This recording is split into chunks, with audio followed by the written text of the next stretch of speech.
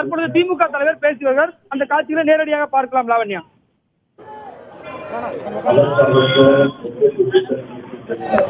Hello.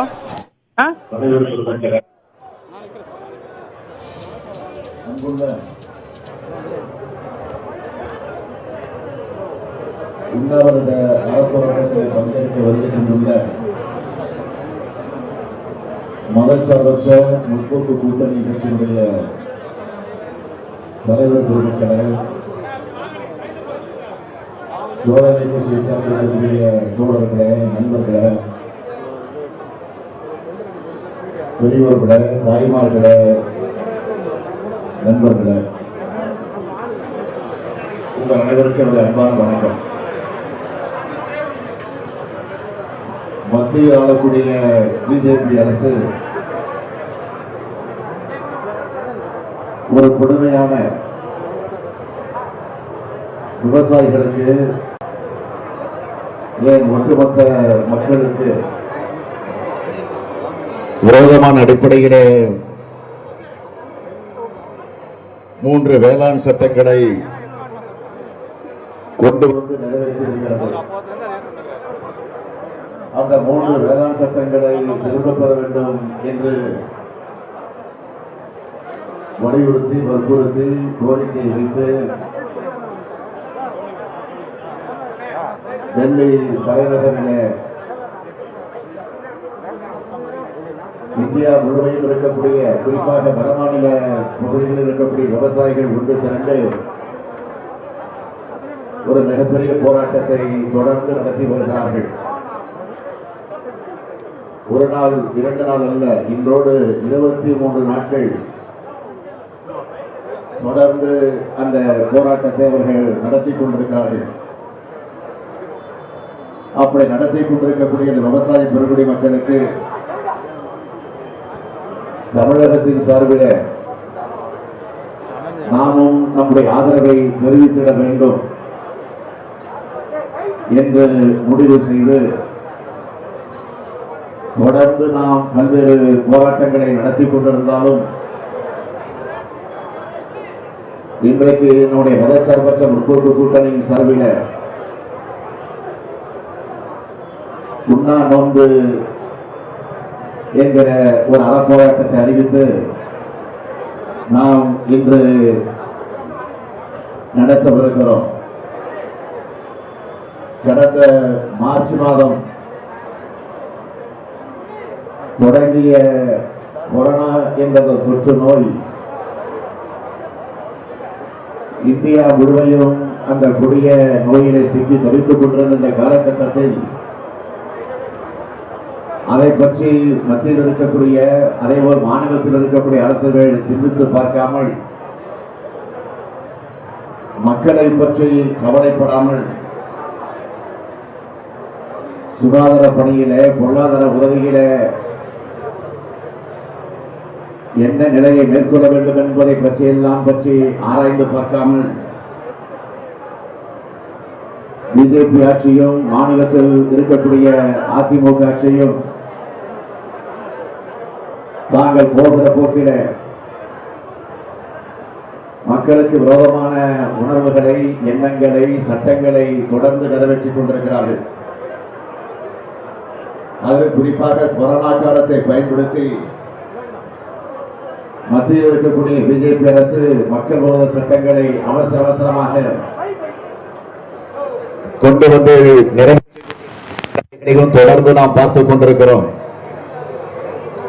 குறிப்பிட்டு சொல்ல வேண்டும் என்று சொன்னால் 3 வேளாண் சட்டங்கள், அதேபோல் 4 தொழிலாளர் சட்ட தொகுப்புகள், சுற்றுச்சூழல் தாக்க மதிப்பீடு வரைவு அறிக்கை, புதிய மின்சார திருத்த சட்டம், இந்த 4 சட்டங்களும் மக்களுக்கு விரோதமான சட்டம் என்பதை நான் சொல்லி நீங்கள் தெரிந்து கொள்ள வேண்டிய அவசியம் இல்லை. மக்களை பற்றி கவலைப்படாமல் கார்ப்பரேட் கம்பெனிகளுக்கு துணை நிற்கக்கூடிய வகையில், அவர்களை ஊக்கப்படுத்தக்கூடிய வகையில்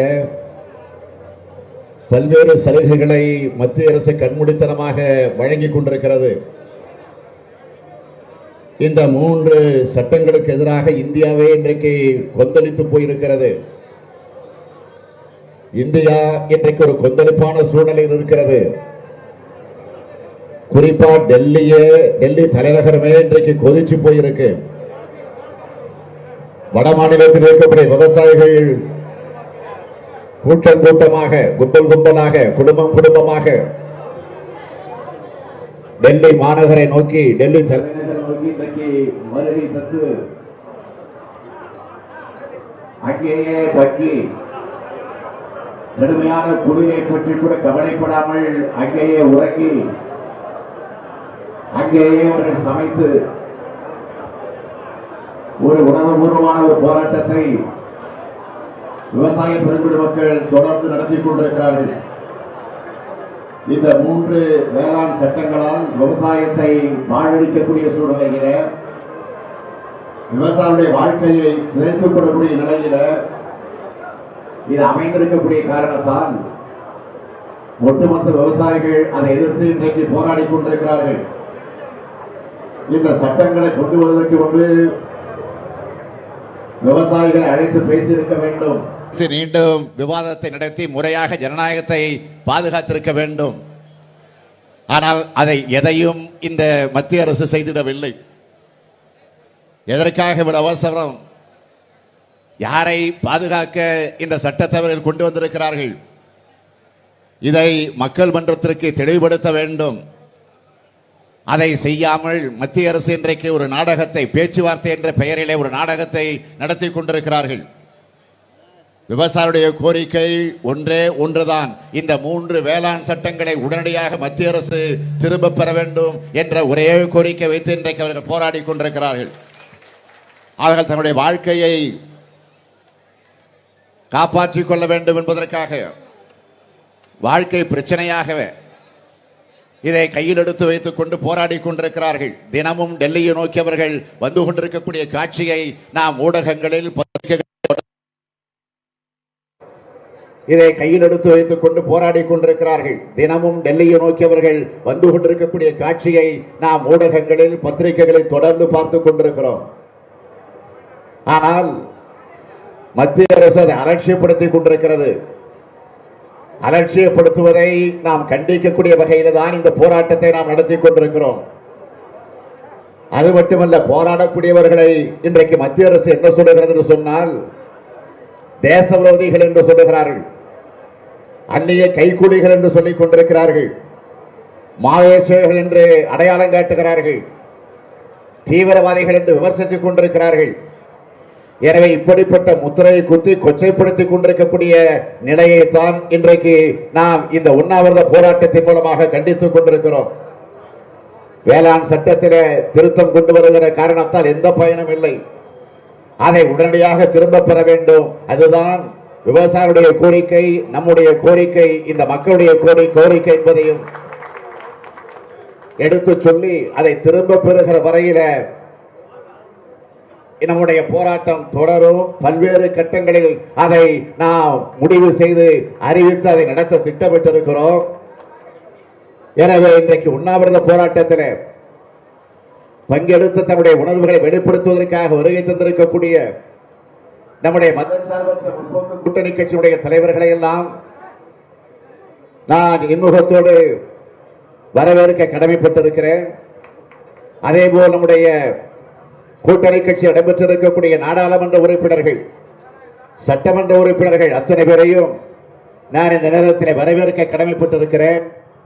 அதேபோல இந்த போராட்டத்தில் பங்கேற்றிருக்கக்கூடியவர்களையும் இன்முகத்தோடு வரவேற்று, அதே நேரத்தில் இந்த போராட்டத்தில் ஈடுபட்டிருக்கக்கூடிய நேரத்தில் விவசாய பெருங்குடி மக்களை சார்ந்த நம்முடைய தோழர்கள் இதுவரையில, நேற்று வரையில 21 பேர் அதிர்ச்சிகளை மரணம் அடைந்திருக்கிறார்கள், தற்கொலை செய்து கொண்டு மாண்டிருக்கிறார்கள். 21 பேர் இதுவரைக்கு இந்த போராட்டத்தின் மூலமாக மாண்டு போயிருக்கிறார்கள்.